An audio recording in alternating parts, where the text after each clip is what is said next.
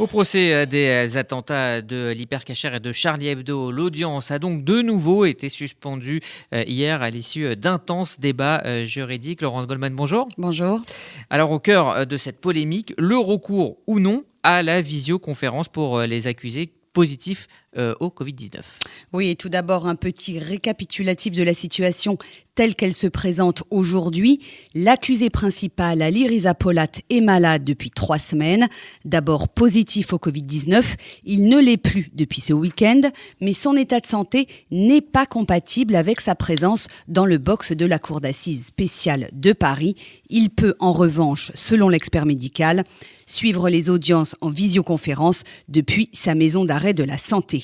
Deuxième élément, mercredi dernier, le garde des Sceaux, Éric Dupond-Moretti, a pris une ordonnance qui autorise le recours à la visio pour les accusés et les prévenus positifs au coronavirus. L'audience, interrompue depuis le 31 octobre, a donc repris hier.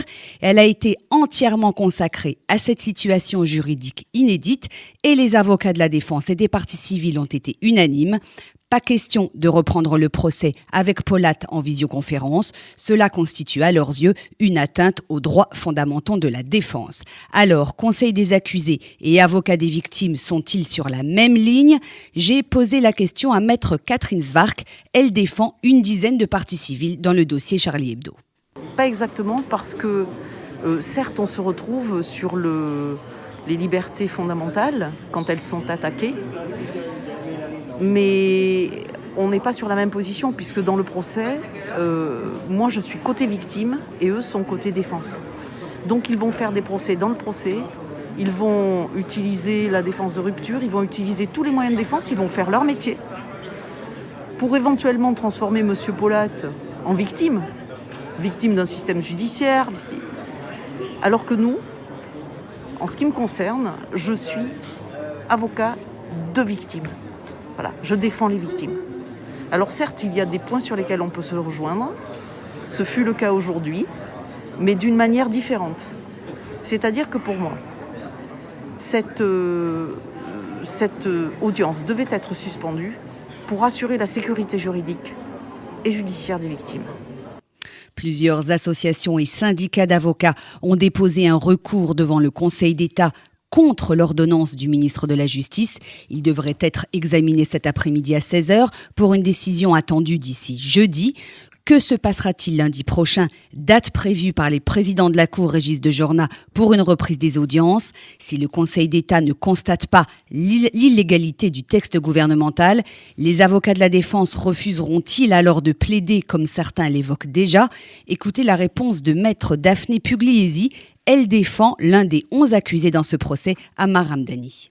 D'abord, il conviendra quand même de réévoquer la situation de cet accusé qui est malade. Et de toute manière, ce texte n'est pas applicable en l'occurrence, parce que c'est un texte qui est là pour protéger lorsqu'une personne a le Covid, une personne qui serait porteur sain du Covid, c'est-à-dire qui serait asymptomatique, le texte est là pour effectivement permettre une visio. En l'occurrence, nous avons une personne qui n'est plus porteur du Covid, mais qui est malade. Donc cette ordonnance, de toute manière, ne s'applique pas à notre situation, puisque nous avons un accusé qui n'est pas en état de comparaître, qui n'est pas en état, sa santé ne lui permet pas de suivre les débats. Si elle ne lui permet pas de suivre les débats d'un point de vue physique, elle ne lui permet pas en visio. Un débat, ce n'est pas un film que l'on regarde à la télévision. C'est pas comme ça que ça se passe. Donc, bien évidemment, de toute manière, ce texte n'est pas applicable, quelle que soit, j'ai envie de dire, la solution du Conseil d'État, mais nous souhaitons par surcroît que le Conseil d'État, évidemment, invalide ce texte, mais qui de toute façon ne s'applique pas à notre procès. On l'aura compris, nous sommes donc aujourd'hui dans une situation particulièrement complexe, un problème de procédure pénale sur fond de crise sanitaire. 2 éléments décisifs devraient intervenir d'ici lundi prochain. La décision du Conseil d'État qui validera ou non l'ordonnance d'Éric Dupond-Moretti, mais aussi de nouvelles informations sur l'état de santé d'Ali Riza Polat. Si le complice présumé du terroriste Koulibaly est rétabli, il pourra de nouveau comparaître physiquement à ce procès historique qui entrera alors dans sa dernière ligne droite. Alors, Laurence Goldman, vous êtes êtes en contact quotidiennement avec les familles des victimes, avec les parties civiles. Comment vivent-elles ces suspensions à répétition? Familles de victimes, anciennes victimes, elles étaient très nombreuses hier matin pour assister au débat sur ces questions de contentieux. Certaines d'entre elles étaient assez déprimées, il faut bien le dire, toujours dans l'attente du verdict final. Chacun espère pouvoir tourner la page de ces terribles événements qui ont bouleversé leur existence il y a presque 6 ans, en janvier 2015, et voudraient essayer de se reconstruire. Tous dans l'ensemble font néanmoins confiance à leurs avocats et comprennent les enjeux de ce qui se joue en ce moment devant la cour d'assises. À l'exemple de Annie-Laure Saada, elle est la sœur de Michel Saada, l'une des 4 victimes juives de la prise d'otage de l'Hyper Cacher. Alors déjà, je trouve que les débats qui ont eu lieu ce matin étaient de très grande qualité. Les différents conseils, aussi bien de la défense que des parties civiles, ont pu très clairement exposer les raisons pour lesquelles il n'était pas possible de poursuivre l'audience sans le principal accusé, en tout cas sans sa présence physique, d'une part, et surtout du fait qu'il n'est pas en bonne santé, clairement. Donc tous ces arguments ont bien été expliqués, bien été développés auprès de la Cour. Le président a pris une très bonne décision.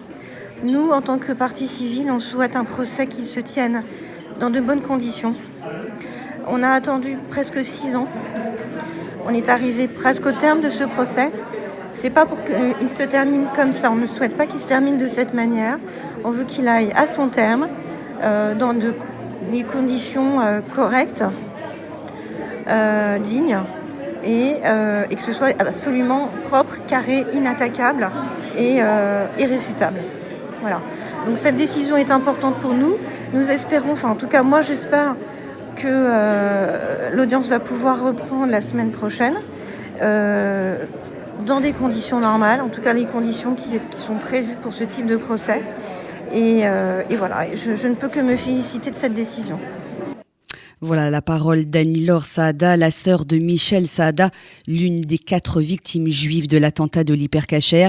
La reprise de l'audience de ce procès décidément hors norme a été fixée à lundi prochain, 30 novembre à 9h30.